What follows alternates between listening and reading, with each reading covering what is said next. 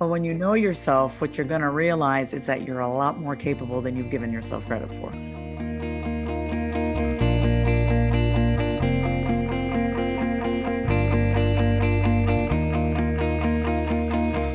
Hello, and welcome back to Seek the Joy podcast. Happy Seek the Joy Thursday. I'm your host, Sydney Weiss, and on the podcast today, we are joined by Vasavi Kumar. She's the founder of the Real Rich community. She's a licensed therapist and host of the Being Human with Vasavi podcast. And Vasavi leads the coaching industry with 10 years of experience, and she's helped thousands of women overcome major life obstacles to create new heights of success. Her work is really known internationally from speaking engagements in India and across the United States. And in today's conversation, we really dive into Vasavi's mental health journey, getting sober and just allowing herself to really get to know herself. We talk about what it means to allow ourselves to sit with our emotions and self-soothe, why relationships are often the biggest and greatest eye-opener, and the gift really of seeing yourself first, the role of mirror work and asking yourself what you need. We also talk about why we really need to start with self-like before we even get to self-love. Plus, Vasavi shares the role of joy in her journey, her go-to mantra for self-love and self-compassion, her biggest dream, and so much more. One of the reasons why I do this podcast is because I really want you to be able to live a happier, more joyful, and just ease-filled life. And so that's why I'm so happy to share that today's episode is brought to you by BetterHelp. The last year and a half, there is no doubt it's been difficult. And that's why I think now more than ever, it's important that we have reliable resources that we can turn to. And that's where BetterHelp comes in. So this is how it works. BetterHelp will assess your needs and match you with your own licensed professional therapist. It's easy and free to change counselors if you don't think the person you're matched with is a good fit. And this service is available for people worldwide too. BetterHelp also offers a broad range of expertise in their counselor network, so you'll get timely and thoughtful responses, and you can schedule weekly video or phone sessions too. So, as a listener of Seek the Joy podcast, you will get 10% off your first month by going to BetterHelp.com/seekthejoy. Join over 1 million people taking charge of their mental health with the help of an experienced professional. That's BetterHelp, HELP.com/seekthejoy. The link will also be included in our show notes. I think one of my biggest takeaways from today's conversation with Vasavi is that when we allow ourselves to see ourselves first and acknowledge and validate our own experience and emotions, we can step into greater self-trust. But here's the thing, we're all going to experience moments of adversity. Things are going to happen. We're going to have like the highest highs and then the lowest lows, but the gift is in those moments where we allow ourselves to keep going and love ourselves despite what it is that we're feeling or experiencing. And I think if we can continue to see ourselves first, we may just be surprised at how capable we really are. So, as always, I cannot wait to hear what you think about this one. Make sure to join the conversation on our social media channels, Instagram, Facebook, Twitter, LinkedIn. We are at Seek the Joy Podcast everywhere. Hit follow wherever it is that you're tuning in and leave us a 5-star rating and review. Ratings and reviews really help the show get seen by new people and share with them what Seek the Joy Podcast is all about. Also, I want to mention that Vasavi and I did a podcast swap. So I'm going to be on her podcast, Being Human with Vasavi, pretty soon. And I'll link that once it goes live. So, all right, without further ado, let's dive into this one. Vasavi Kumar on the gift of seeing yourself first.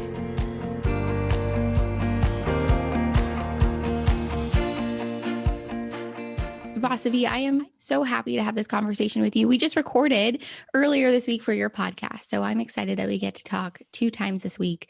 I feel like you have been on a really incredible journey inward, getting to know yourself and then being able to share that gift and that journey with others. So this is a big question to start with, but how did you begin to form this relationship with yourself that you now have, doing this, going on this journey inward and getting to know yourself? Where did all of this start?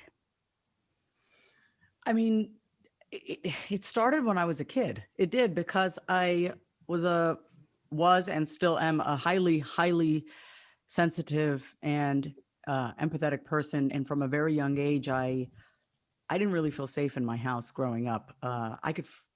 It was very tense in my Mm-hmm. house most of the time, for just, reasons, because hello, adults don't know what they're doing. And I became acutely aware of how I felt from a very young age.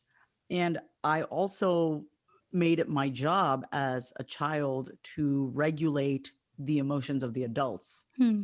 in my life. And as a result of that, I became dysregulated. So I made it my mission to be the funny one, to be the pretty one, to be the comical one, the performer. So everyone in the house, the mood would be stable. But in Mm-hmm. the process, I became unstable. Okay. And I'm going to say that because it's true. I did. I became emotionally volatile. I did. I had a very short temper at a very young age, and rightfully so, because when you're giving so much of your little self to manage the adults around you, Hmm. and you're not being poured into, it happens. It's going to happen. But then throughout my life, starting from even the age of 12 into young adulthood, and teenage years, and even in college, and even in my late 30s, mid 30s, um, I had to I found ways to regulate myself through self-medication. So cigarettes when I was 12 years old, weed and alcohol when I was in high school, cocaine, sex when I was in college. And then when I was 20 years old, I got diagnosed with bipolar disorder. And I remember feeling so relieved when I got that diagnosis, because it made me feel like, oh, a label. Okay, great. There's nothing wrong with me, or there is something wrong with me, but at least we can like label it. You know what I mean? At least Mm-hmm. I'm not just going crazy, although I felt crazy most of the time. And then I made it my mission at the age of 20 to really start to understand my mind, because when you're given a mental illness diagnosis at a young age, you can Yeah. either, say, okay, I'm crazy, or you can immerse yourself in all things the mind. And that's what I Mm-hmm. did. I remember going to Barnes and Noble the following weekend, and I sat in the mental health section, and I read the Tao of bipolar, and uh I remember that book, Bipolar Disorder for Dummies. And I remember reading about that. And then I really started to try to understand my mind. So my mental illness diagnosis really set off me wanting to understand my mind, understand my thoughts, understand the voices in my head, my ego. Um, and that really, I mean, that's really when I made it my mission. When I was 20 Mm-hmm. years old and given that diagnosis, I've always been very curious, but I didn't know how to really manage it. And so I self-medicated a lot. And then, long story short, I mean, who I am today is someone who knows herself very well. And I still learn many things about myself and what I actually need Mm-hmm. to stay regulated. And, I would say the second phase of my life where I really began to know my shadows, especially, and embrace the shadows and be with the pain, was when I got sober the second time. I went to rehab twice in my 30s. After I got divorced, I got into a relationship that just was very unhealthy and led me to, become an avid cocaine user 5 days a week. And so I went to rehab twice. And then in 2019, I got sober the second time. And during the second time of getting sober, because I'd relapsed the first time, I spent a lot of time with myself. And it was not just, going to AA meetings and talking to my sponsor, which was part of it, but it was really, um, I made it I made a commitment to never go back to rehab again. Mm-hmm. And I said, I'm never going back to this place again. So what do I need to do? And I remember asking my counselor, Carl, I go, what do I need to do to never come back here again? He goes, I need you to shut the fuck up. Stop thinking that you know everything, because you don't. Because if you did, you wouldn't be back here again. And I need you to do what we tell you to do. And I said, okay. And so I did the work. And the work for me looked like not immediately getting right back into my business as a coach and telling people how to live their best lives. Like Mm-hmm. for me, it was really about I was financially supported by my mother, which I'm very acutely aware of the fact that not everyone has that privilege. So I'm very lucky that I had financial support, Yeah. just to exist. Like it was just like to exist, not to live this lavish life, but like I had a roof over my head, and I had my mom just kind of take care of the bare minimum for me. And then during that time, I didn't do much, Sydney. I woke up every day being like, well, what do I do? Like I don't have a boyfriend. I don't have drugs and alcohol. I feel like shit. I feel like a loser. I feel useless. What do I do? How do I make myself happy? How do I seek my own joy? You know, like, what Mm-hmm. do I do?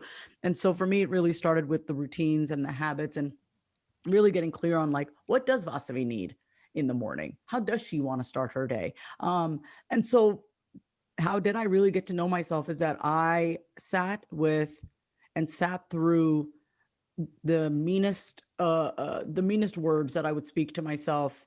And instead of numbing it and reaching for drugs and alcohol over it, I just sat with it. And I really just observed how I talked to myself and how cruel I was to myself. And in doing so, I had a choice, right? I could either relapse again and succumb and reach for a drug and alcohol, or I could sit with myself and be like, why am I so mean to myself?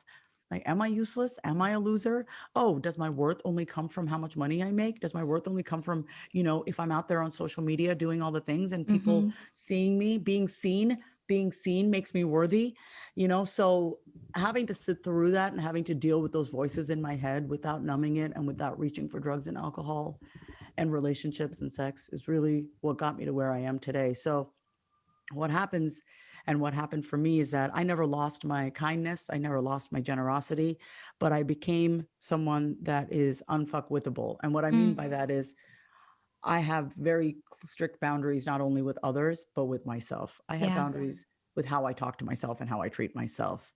And so once you give yourself that, you don't allow that from anybody. You don't allow shit from anybody, No.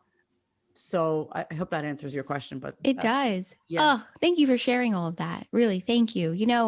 There's so many things that you said that I really am struck by, but the one thing I want to start with is when you were talking about sitting in the experience that you were having, sitting in the discomfort, sitting in the, oh my God, what am I going to do? Rather than immediately reaching for something that would be next. And I think we all inherently have those moments, whether it's your moment after getting sober or it's any form of adversity that someone is facing. When we're in it, it's so uncomfortable. We don't want to sit with it. We want to immediately, move on and move to the next. And I am finding, honestly, especially throughout the last year, the more that you can sit in that moment, the more that you can sit in that sense of discomfort and adversity, that's really where the gift is. That's where the joy comes from, because the opportunity to get to know yourself, to understand yourself, your triggers, what upsets you, what excites you, and then how you want to move forward.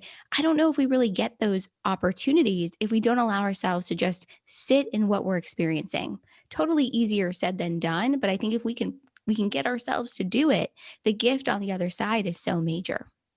It's so major. And oftentimes people with, I have clients too, and that I'm working with, they're like, well, so like, what do you mean when you say sit with it? I go, I Yes. literally just need you to plant your ass, Like, plant don't your ass move, down and just just sit with be. it. Yeah. Because it's like, and so the image that I like to paint is like, if you had a little child screaming, yelling, crying, feeling sad, would you say, here, drink this, here, go smoke a cigarette, here, go eat this food, here, I'm going to feed you because you're crying?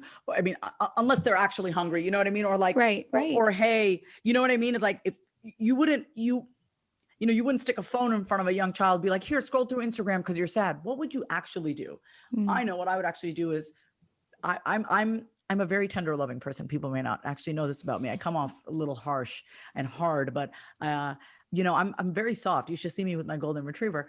But Mm. it's funny. I often think my dog is like a symbol for my inner child, and the way I talk to her so sweetly, like soothingly is how I talk to myself Mm. when I'm sad. And I'll be like, um, Vasavi, what's wrong? Are you okay? Tell me what's going on. I lower my tone with myself, because before it used to be like, what the fuck is wrong with you? Like, get it Mm. together, Vasavi, get it. Like, I would just kind of be harsh with myself. And I realized that has gotten me nowhere. That is the voice. That voice has led me down the path of drugs and alcohol and picking toxic partners in my life. So it ain't working.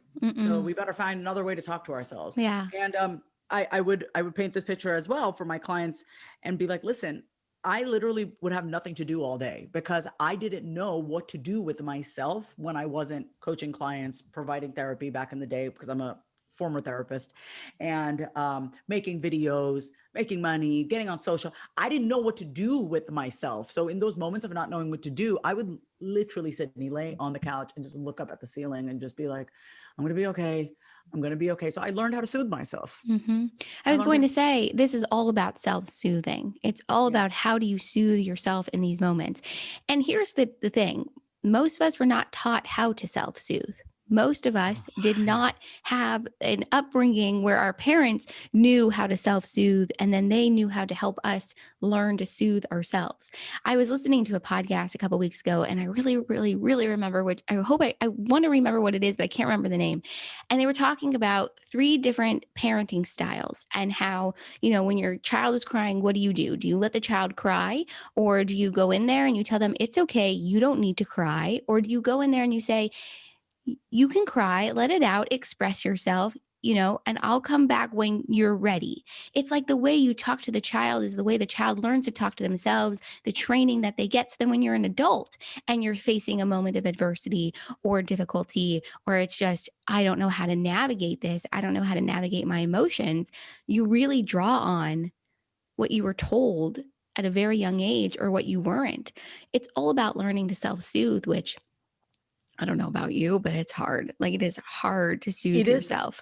It is hard. And one of the things that you said is on the other side of that, there is a lot available to you. And so one thing that is here's the thing, we're looking to people, places, and things to soothe us and parent us and give us the love and attention and validation. This is the beautiful thing that happens when you stop invalidating yourself, when you stop minimizing your emotions, when you allow yourself to feel. The next time someone says to you, oh, don't feel that way, oh, this is not a big deal, you're going to be slightly offended, and in a good way. You're going to be like, don't fucking tell me Yeah. how to feel. Yeah. I hate when people tell me how to feel or how I should feel. It's like, you are not in my body. You don't have my experience. And this is what we, especially as women, what we do is we gaslight ourselves. We're being gaslit by people all the time because they don't know any better. I'm not bashing other people. No. Nobody knows. No. Nobody knows what the hell they're doing, right? Until you actually start to learn what to give yourself. But so not only are we invalidated as young children, or we're told it's not a big deal, don't make a big deal, then we start to invalidate ourselves. So we gaslight ourselves. It's funny because I was in a relationship with what I think society would deem as like a toxic narcissistic partner and all these things. And that relationship was the greatest eye opener for me because it showed me how much I invalidated myself, how much I gaslit myself. And he was just a mirror for all the things that I did for myself. And I didn't know myself enough to realize that he was just doing to me what I already do to myself. Yeah. Yeah. So talk about a moment of self-awareness to recognize that mirror in that moment. It's so interesting because I do think our relationships are mirrors for us of either the way we speak to ourselves, the way we treat ourselves, of maybe even on the flip side, how we wish we were treating ourselves. So having that level of self-awareness, I think that's huge. Not all of us have that quite yet, of recognizing, wow, this is a mirror and I need to shift it. This is not working. Well, when you can shift it, and first of all, when you can see that the other person is a mirror, it no longer becomes about them. It becomes about you. I have a client right now who's talking about one of her relationships with this guy that she's kind of going back and forth in, and she's like, I don't like this about him and I don't like that about him. And I go, listen, you might hate me for saying this, but which of those qualities in him do you have that you're not owning or that you're not willing to look at? And so then the conversation doesn't become about him because we have no control over him. You cannot control or change another person, but you can control and change yourself. You can. Yeah. And so the way you can use, and I don't want to say use other people as mirrors, but like the way you can cultivate that inner freedom within yourself is when you're triggered by somebody else, don't make it about them. You could say, okay, this person really pissed me off. This person made me angry. First of all, no one can make you feel any sort of way. That emotion already exists inside of you. Don't give anybody that much control over you. Nobody can make you feel insecure. You're already insecure. Some people might not like this because we want to blame somebody for our feelings. Nobody can make me angry. I have that anger within, and it's been triggered by something that you said, which is something I need to address within myself. This does not condone other people's behavior. I'm not saying let them off the hook, stay with that abusive partner. What I am saying is, you have no control over that, but you can look at yourself and really ask yourself what's going on. And then once you actually get that level of awareness, then you have a choice. Do I want to Mm-hmm. stay in this or do I want to go? Mm-hmm. Right? You're nobody's puppet. You're just a puppet to yourself at this point. What Yeah. I'm really hearing you say is that ultimately it's about ownership and Mhm. taking ownership of your own experience and the way something is making you feel, and recognizing, okay, this is a mirror or this is a trigger. How does it make me feel? And then doing that level of analysis within yourself, which requires us, I think, to take a step back and be able to have enough distance in the moment too, to be able to say, okay, what is it about this person or this situation that is making me feel the way that I feel? What is it about myself, a quality or something I like or dislike? Or what is it, bringing up within me? That level of ownership, when we can do that with our relationships and conversations, it makes a big difference, but we're not all there yet. It takes time. Absolutely not. Absolutely not. But for me, Sydney, it's always been about power for me, Hmm. and mastery. And am I absolutely there? Absolutely not. At the current moment when we're recording this, I'm living with my parents are living with me right now. My dad got into an accident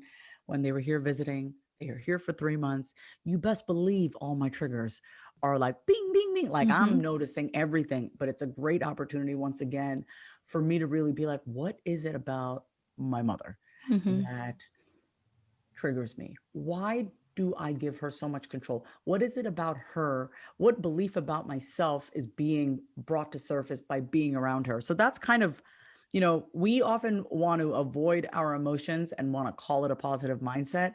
And Mm. it's like, emotional avoidance is not, you can't call emotional avoidance, like have emotional avoidance and then say you have a positive mindset. You're avoiding your emotions. And so I think even having my parents live here is making me really see my own. I mean, of course it is. I mean, anytime you're around your family, come on. I mean, but I once read this quote: "Oh, you think you're healed? Go spend a weekend with your parents." And so that's kind of where I'm at right now. It's easy to be calm and content when you're by yourself, but what about when you're around the people that trigger you the most? So I'm noticing a lot of things about myself and the beliefs that I hold about myself just being here with my parents, but ultimately everything is an opportunity to look within. I think so too. I want to go back to something else that you talked about earlier, which is about our own innate worthiness. And you had talked really eloquently, I think, about this journey of really recognizing your own self worth and not tying your value, your identity, your worthiness to anything, sort of external to you. I really loved what you had to say about that, because I think ultimately, as humans, we all want to just be seen for who we are. Mhm. We want to be seen in the world. We want others to see us. We want to be able to see ourselves. And I'm curious, what advice or tips do you give your clients when you work with them about this element around being seen? If it's something they're struggling with, they don't feel comfortable being seen, where do you usually start with people on that journey? Because I think it's, like I said, it's something we all want, but oftentimes putting yourself in that arena of actually being seen is Mhm. some scary stuff. Yeah. So there's two parts here, right? So there's the part about being seen on camera, on video, on Yeah. social media in your business.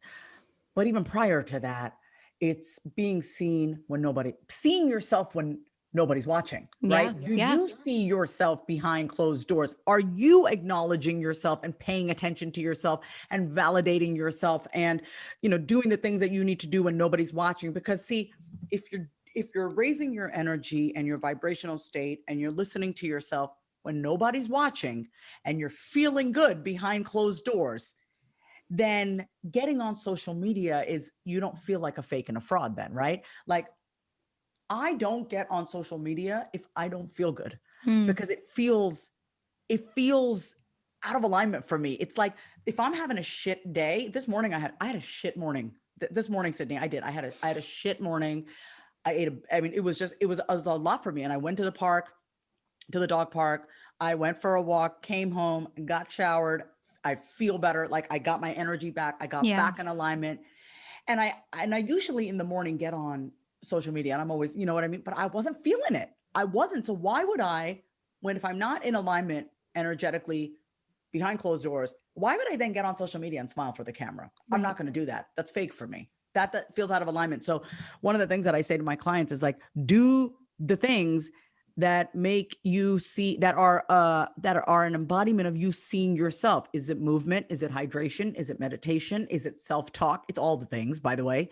Is it boundaries? Is it allowing yourself to change your mind? Like, is it dressing like $1,000,000, like feeling really good, taking a nice shower? See yourself behind closed doors, because when you see yourself and really acknowledge who you are, getting on social media is just a byproduct. Then you're not like, oh, I'm shy, I don't want to get on social media. Dude, if you're feeling good and you're feeling yourself and you're feeling like you see yourself, getting on social media is just like, it's not even a thing anymore, right? Yeah. But that's why the work is behind closed doors. The reason why I can show up, and a lot of the people that join my membership community, or they want to work with me one-on-one, they see me on video and they're like, I want to be myself. I want to be myself in my business. I go, well, then who are you? Like, you have to know yourself first for you to be confident in who that is and be confident in who you are. And then getting on social media is it's just a byproduct of that. You know what I mean? But that's why you got to cultivate that relationship with yourself. See yourself. Where are you ignoring your needs, wants, and desires? Where are you invalidating your dreams and desires? Where are you settling in your life? How are you talking to yourself when you're having a shit day? Right? When I had a shit day, or shit morning, I said to myself, I was like a gentle but firm mother to myself. And I go, you need to get it together, Voss. We need to get outside. We need to be in nature. You need to be standing outside. You need to be walking outside. Let's get out of here. Because I'm not even going to lie to your audience. It's been rough having my parents live with me. It's not easy. It's not easy for reasons that I don't want to, have to, I think anyone who has ever grown up in a house where, either one of their parents are kind of emotionally unstable would understand this. It's difficult. But that's what I did. I got myself out of the situation. I became my own hero. I protected myself. I became the supportive mother that I didn't have and needed to get me out of the situation. So you got to see yourself. You got to see what you need, and you got to give it to yourself. I love this idea of becoming visible to yourself first, getting to know yourself first. So before you can allow yourself to be seen by others, you really need to see yourself. Seeing yourself, though, means seeing all of you, the good and what we might feel is the bad, the highs and what we might feel like are the lows. And it goes back to the very beginning of our conversation of being able to sit where you are right now and just allowing yourself to be there. Now, that doesn't mean, if there's something about yourself that you want to change, you just leave it alone. I think that's where personal development comes in this constant growth. And part of growth is understanding yourself. But I love this idea that to be seen by others, to allow yourself to be visible by others, you really need to start with yourself. I love that. Plain and simple. That's why it's so hard to be seen by others, because you don't see yourself. You don't see how beautiful you are. You also haven't owned all your shit. And so you're afraid of being exposed, but expose yourself to yourself. Confront yourself first. And when you come, it's like that scene in 8 Mile. And I always use this, but I'm going to say it again. In 8 Mile with Eminem, at the very end, the last scene, they're doing that rap battle, and the guy that Eminem is competing with is like saying all this stuff about Eminem or whatever. And then Eminem says, you know what? Yeah, I grew up in a trailer park. Yeah, I'm white trash. Yeah, my mom is this and that. Tell me something I don't already know about myself. And so, see, you can't tell me something that I don't already know about myself. You can tell me, Voss, you're amazing. I already know that. You may say, Voss, sometimes you're a little harsh. I already know that. Voss, sometimes you can be a little aggressive. I know that too. Sometimes you come off as arrogant. I get that. You can't tell me something that I don't already know about myself. And when you get to that place where you know yourself so well, nobody can fuck with you. And when nobody can fuck with you, you have absolutely nothing getting in the way of you being seen. It's like there are no surprises. You know what I mean? What you see is what you get. This is what you get. There are no surprises. And you can't tell me anything new that I don't already know about myself. Because I think what happens is when someone says something to us that feels hurtful or critical, and for me, at least, when it hits me really hard, it feels like I'm hearing it for the first time. And then I have moments where I take a step back and I really think about what was just said to me. And I realize, oh yeah, that is me. Oh yeah, that is something that I do. And so rather than deny it, I've got to embrace it and understand it and then make a decision from there. Do I like Mhm. that being that way? Do I like making other people feel that way? And if not, okay, then I need to work on shifting it. But yeah, I love this idea of like, I already know all of this about myself, so you can't tell me anything new. So for a lot of us, we're just still learning that and integrating Mhm. that. I think that's I love what you shared. I think everyone has to go watch that scene in that I movie. the whole movie, and I wanna say something that about if someone calls you out on something and it hits home, you also here's another thing. If you don't know yourself, then someone could say something to you, and you can just take it as gospel. But Oh, when you yes. know yeah, so, like, if I didn't know myself and you called me selfish, I might be like, "No, I'm not. I'm not selfish," but I know myself, and I know that I'm extremely selfish. I do put myself first all the time. So if you call me selfish, I'm not offended by that because I am selfish and I know Mm, that. So also, this is why it's so important that you know yourself, because we have so many women in toxic relationships with partners who are telling them who they are, what they can do, what they can't do. And because you have zero to none, no sense of identity, you are allowing the people in your life to define who you are to you. And if you do not know yourself and you do not define yourself and understand yourself and know yourself, someone else is going to tell you who you are and you're going to believe it. mm-hmm. This is a really good point. It's making me think about this. I think the bottom layer here is getting to know yourself. And then That's once it. you've gotten to know yourself, then it's about learning to love yourself.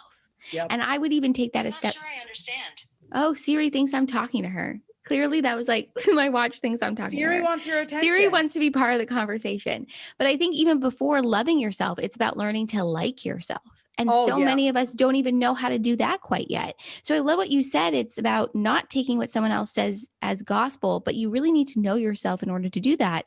And then the step above that, I think, is really learning to like yourself so that you can really embrace, who you are through your journey. Because I'm so curious, before you even learn to love yourself, how did you learn to like yourself? What were like, I don't know if the word is coping mechanisms, or what were things that you turned to, especially after you were in rehab the second time and you have been sober? What has helped you to, I think, continue to flex? I don't know what I'm doing with my arms, but flex, these like self-like muscles, I think, to begin to, I think, honor yourself and be present in the way that I think you want to be.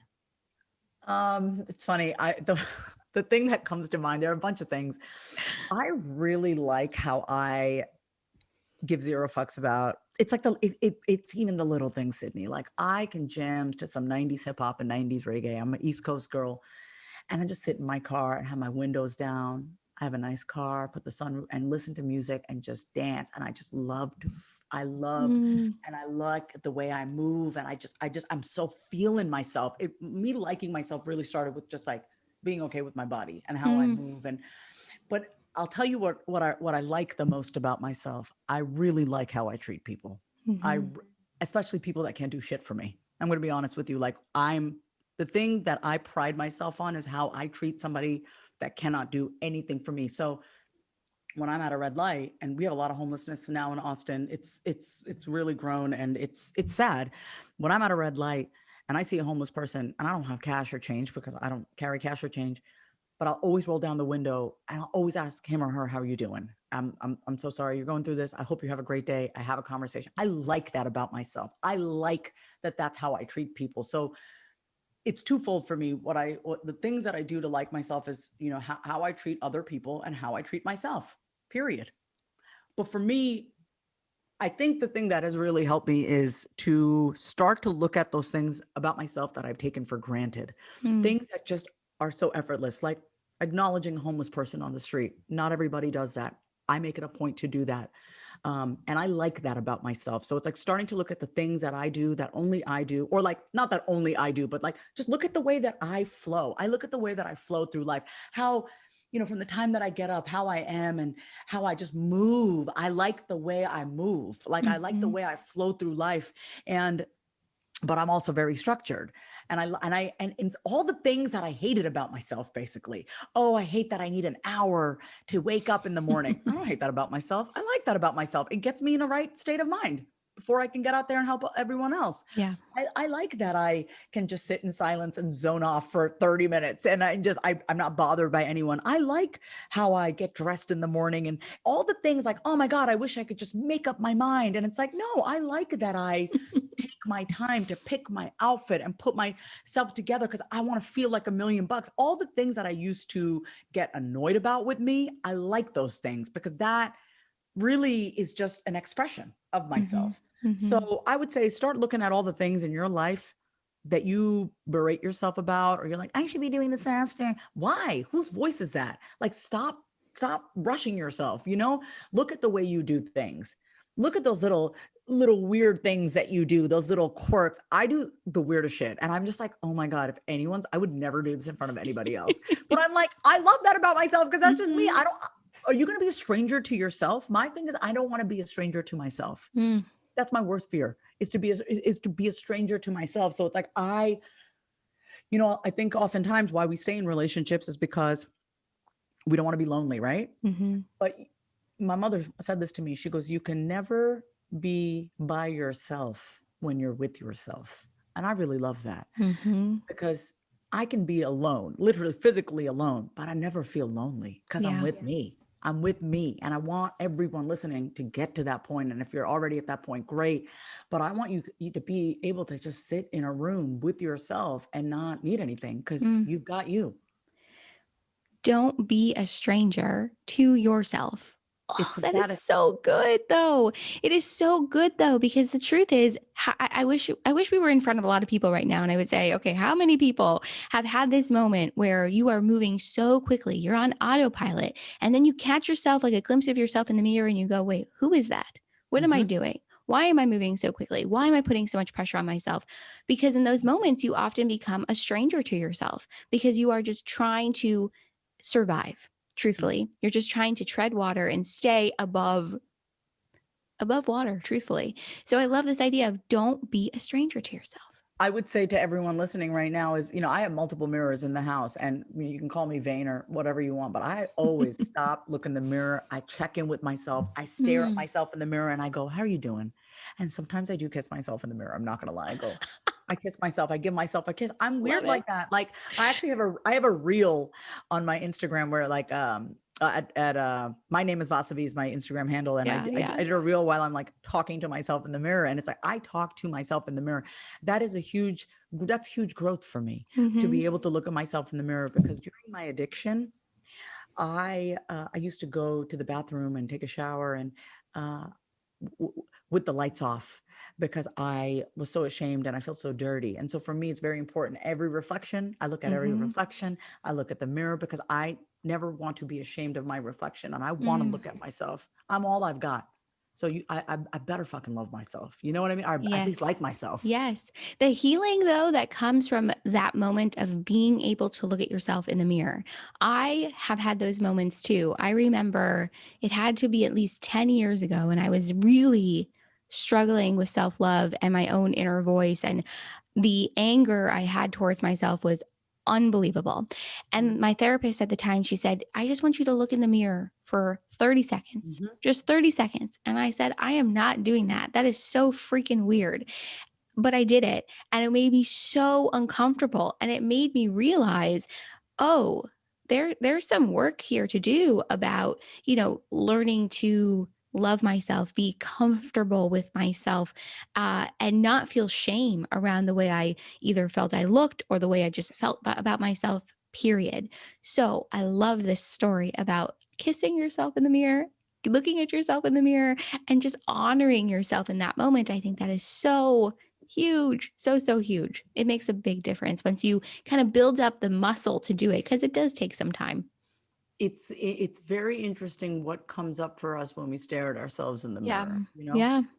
Not every day is going to be, oh, I'm amazing. I love myself. I mean, when I lose my temper and I look in the mirror, I actually have nothing but compassion. I'm like, why are you so angry? Why, Mm-hmm. anger has been one emotion for me. It's not a bad emotion at all, but it often takes over me when Yeah. I lose Yeah. my temper, and I've worked on that. So I don't get more angry with myself when I get angry. I'm just like, what do you need? Mm-hmm. What's What do you going on? need? What do What do you you need need? right now? It's like, I just need a fucking hug. Mm. Can I get a hug? Can I get like an arm around me, please? And it's like and it's, you learn to be creative when you're Yeah. single, because I'm single. Like, you learn to, and my actually, one of my girlfriends, Amanda Kuda, you should go ahead and follow her too. She's amazing. She taught me the self-soothing technique where you just literally go like this. And it's the best thing in the world, just to close your eyes and just soothe Mm. yourself like that. I know we're going to be on video. So, for everyone listening to this, go to obviously your YouTube channel. And I'm Yeah. like literally hugging myself. Yeah, she's literally hugging herself, guys, and it looks so soothing. It really, It really is does. soothing. I have really enjoyed sitting down with you and having this conversation. And my biggest takeaway so far has been we will all go through moments of adversity. Things will happen. You'll have the highest highs, the lowest lows. I think what's so interesting in your case, you had addiction, recovery, divorce, a toxic relationship, you have your family, you have your journey with yourself. But through it all, because of your spirit and your choice, you haven't allowed it to break your own love of self or your own like of self. You might have had moments when you had that. We all do, but ultimately you made the decision to return to that space of, how can I honor Vasavi? How can I continue to love Vasavi? I think that's major, because for a lot of us, we make what we feel is a wrong turn, we hit rock bottom, we have adversity, and then we feel like that level of self-love or self-like is just not possible for us. But the truth is, and I think your journey really speaks to it, it really is possible to continue on that journey towards greater self-love, self-like, self-compassion, self-appreciation, and a little bit of joy maybe through it too. Absolutely. You summed that up beautifully. And I really appreciate, it's so interesting. It's so nice to hear it back from somebody Hmm. else. That's all we really want. We just want to be seen, but you got to see Mm-hmm. yourself first. You Always. have to Yeah. see yourself first. I'm curious, because we are on the Seek the Joy podcast. I'm curious, what has your journey with joy been like? You know, maybe since rehab the second time. I feel like, because in this period, it sounds like this is really where you've gotten to know yourself, really where you've gotten to like yourself, honor yourself, know that there are imperfections, but hey, that's me, and I'm cool with it. You know what I mean? So, what role has joy kind of played throughout this journey? I didn't think I was going to answer this way, but I feel compelled to answer this way. Mm-hmm. Sydney, I don't seek joy. I don't seek anything. It Mm, sounds weird. Like, I don't seek happiness. I don't seek joy. I don't seek peace. For me, it's like, I don't know, when I feel really connected to myself, all of that is there. So I mm-hmm. don't have to seek it. It's present within. Yes, that's the Yeah. best. Yeah, that's the best way to say it. It's present. It's already there. I don't need to seek it. It's already there. Mm-hmm. So it's not seeking out there. It's just acknowledging that it already exists. Mm-hmm. However, I will say that I think it's on this journey, you got to know what ignites that inside of you. Being in Yes. nature, when I just feel it's sunny, but I feel a breeze, that is joy for Mm, me. I love That, that. yeah, that is joy. I Yeah. am someone that really believes joy is something that's within, and you have the opportunity when you're ready to tap into it. So, for me, part of this joy seeking journey has been about knowing and validating for myself that joy, love, compassion, anything else in between, acceptance, it's all within. And it's just about learning and knowing that, and then being able to tap in, I think, when you're ready. So I love what you just Yes. shared. I'm curious too, have you had a affirmation, quote, mantra, something that you've held on to that's maybe kept you steady, or helped you to remember um, your own self-love or own self-compassion throughout this journey? Wait, I do. Hold on. I have two things. The first is, you got I this. love that. I Oh, always tell myself, you got this. And I actually found this like made at home goods. So it I was was like a, going to ask you. So for everyone that's listening, Vasavi just pulled up it's like a little, it's like, looks like Scrabble pieces, yeah, right? On yeah, like a wooden board, and it says, "You yeah. got this." I was going to ask if you made it, because it looks so great. No, it was divine. I went to Home Goods and I had it. I'm like, oh my God, I always say to myself, Voss, you got this. I talk to myself in third person. It was The there other, for you. yes, it was there for me. And the other thing that I always say to myself is, I'm gonna be okay. It's okay. I'm going to be okay. And when I say it's not a big deal, I'm not minimizing it, but it's like I say that to regulate myself and not explode and go from 0 to 100. It's not a big deal. Don't let it get the best of you. You're going to be okay. And so it's like my way. I mean, it's not a big deal can come off as very dismissive, but I know the intention behind it. When I say to myself, it's not a big deal, it's me soothing myself. Like, I'm okay. If anyone else were to tell me it's not a big deal, I would pop off. But I'm telling you, 100%. yeah. So when I say that to myself, it's my way of being like, don't let it get the best of you. Don't go from 0 to 100. You're okay. We're okay. Like, yeah. So it's about, I think, bringing it down to size for yourself in the moment, right? Yeah. So it doesn't feel so much larger. Because here's the thing. When something hits you in a way that it's upsetting or it triggers something, it feels like the biggest thing ever. Like, I've had so many moments like this in the last month where everything just feels so large because I feel so vulnerable, especially with, you and I are recording in May. This will come out a little bit later this summer, but like the world is opening up and everything to me feels like, oh my God, like, how is this going to be? So everything feels so much bigger. So I'm constantly telling myself, it's not that big. You got this. Yeah. We can handle this. You have been here before. You have actually experienced what might feel like much worse. You can navigate this. So even when I feel like I can't, I tell myself, you can navigate this. You have the tools. So I love it. It's not about dismissing your experience. It's about regulating yourself. It's about soothing yourself in that moment. But when you know yourself, what you're going to realize is that you're a lot more capable than you've given yourself credit for. Amen to that. Amen to that. I want to ask you the question I ask everyone that comes on the podcast. And that is, what is your biggest dream? Oh, wow.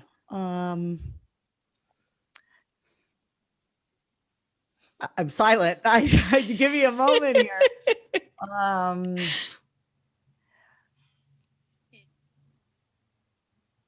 I